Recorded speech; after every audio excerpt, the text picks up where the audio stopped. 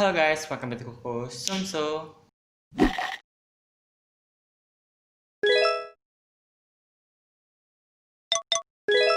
Jadi sesuai judulnya kali ini, aku akan ngejelasin tentang beberapa kasus pembunuhan yang diselesaikan oleh dirinya sendiri. Mungkin akan sedikit mistis, tapi itulah kenyataannya. Mari langsung kita mulai aja.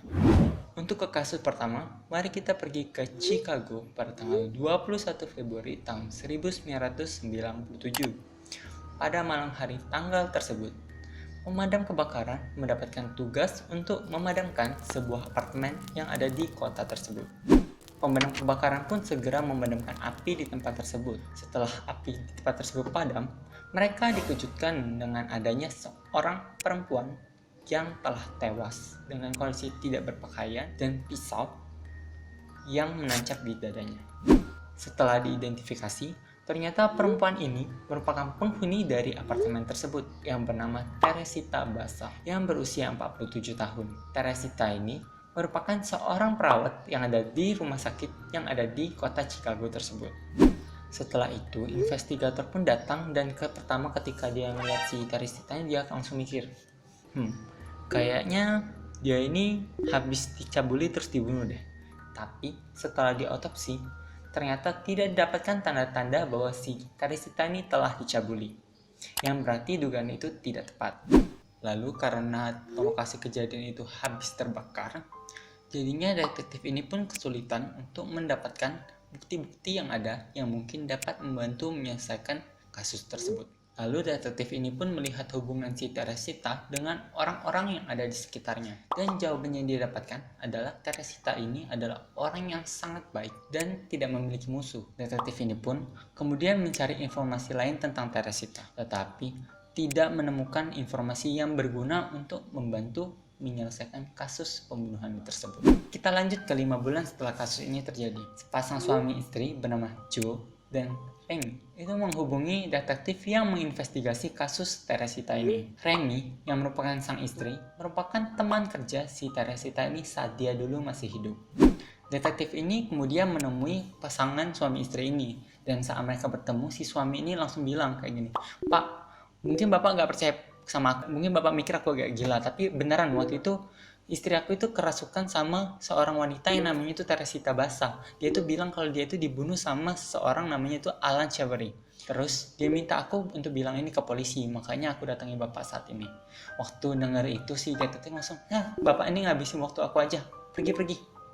Terus setelah mendengar itu, Johnny langsung bilang, "Pak, jangan pergi dulu." Aku juga awalnya nggak percaya, tapi setelahnya itu si Teresita ini tuh ngerasuki istri aku lagi. Terus dia nanya aku, "Kenapa kamu nggak ngelapor ini ke polisi?"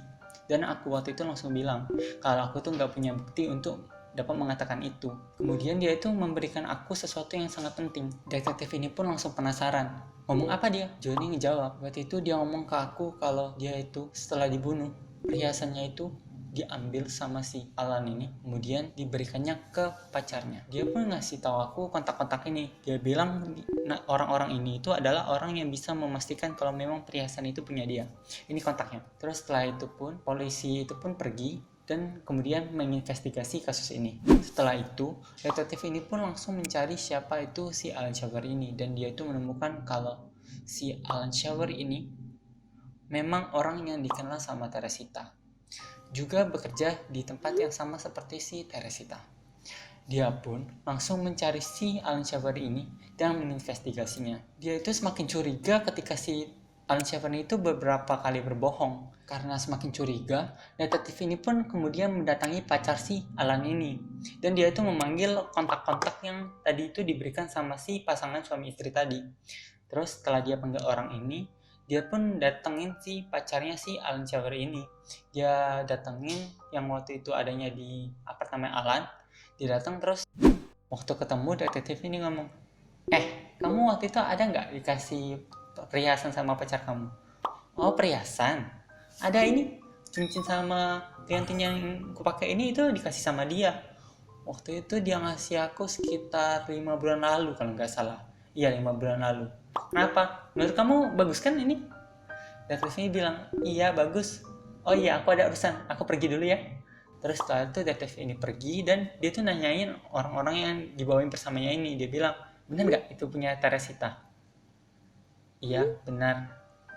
Iya, benar. Itu kan dulu dipakai orang tuanya. Itu jawaban dari orang-orang ini yang menandakan bahwa itu memang punya Teresita. Alan pun kemudian ditangkap dan kemudian mengakui kejahatannya pada saat pengadilan. Ternyata waktu dia membunuh si Teresita ini, dia itu sebenarnya niatannya itu adalah mencuri barang-barang si Teresita ini. Dia datang ke tempat Teresita ini kebetulan agak curiga juga, dia biarin masuk. Terus waktu si Teresita ini kunci pintu, langsunglah dipukul dia itu sama si Alan ini. Terus setelah itu Alan ini bunuh dia dengan nusuk pisau di dadanya. Terus untuk nutupi kejahatannya, dia tutupi si Teresita ini lalu dibakarnya apartemennya itu. Dia juga telanjangi Teresita biar kelihatannya itu biar kayak Teresita itu dicabuli sama orang lain yang kemungkinan nggak dikenali kan. Terus setelah itu baru dia pergi dan dia tinggalin apartemen itu. Akhirnya Alan pun dihukum selama 14 tahun penjara dan kemudian dibebaskan secara bersyarat setelah 4 tahunnya di penjara. Jadi itu kasus yang pertama. Gimana menurut kalian? Apa memang Teresita ini mendatangi Remy? Atau itu hanya strategi suami istri itu saja? Kalian bisa tulis di kolom komentar di bawah. Next. Lanjut ke kasus kedua, yaitu kasus yang dialami oleh seorang perempuan bernama Catherine Ballesteros yang ditemukan oleh pamannya telah meninggal di rumahnya dengan kondisi telah tertusuk sebanyak 33 kali. Di lokasi kejadian juga ditemukan darah yang kemungkinan mirip pelaku. Tetapi karena waktu kejadian itu adalah tahun 2004, dan kalau kalian nonton video Koko tentang 3 kasus yang diselesaikan dengan DNA atau teknologi, kalian pasti tahu kalau GED match itu belum ada pada tahun 2004, sehingga darah yang ada pada lokasi kejadian hanya bisa digunakan untuk membandingkan DNA dengan orang secara langsung. Setelah ditemukan, Catherine pun langsung dibawa ke rumah duka. Orang tuanya pun segera dihubungi dan kemudian pergi ke rumah duka tersebut. Waktu mereka sampai, ibunya yang tidak tahan menahan kesedihannya langsung memeluk tubuh si Catherine ini. Terus dia kayak mendengar Baba yang suaranya itu mirip dengan suara anaknya. Mendengar suara itu, ibunya ini langsung meminta polisi untuk menyelidiki siapa itu Baba. Dan setelah itu, polisi ini pun menanyakan orang-orang di sekitar Catherine. Dan didapatkan bahwa Baba ini merupakan tetangga dari si Catherine ini. Setelah itu, Baba ini langsung ditangkap dan kemudian diperiksa DNA-nya dengan DNA dari darah yang berada di ruangan lokasi kejadian. Dan ternyata hasilnya pun didapatkan cocok dan langsung Baba ini diberikan hukuman. Jadi itulah kasus yang kedua. Apa memang Catherine ini membisikkan kepada ibunya? Atau ibunya ini hanya memiliki insting saja? Kalian bisa tulis di kolom komentar di bawah. Next. Pergi kamu, pergi. Istriku udah meninggal, pergi.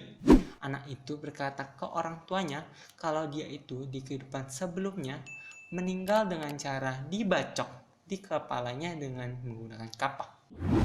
Oke guys, sekian dulu video hari ini. Sampai ketemu di video berikutnya. Stay calm and bring your coco.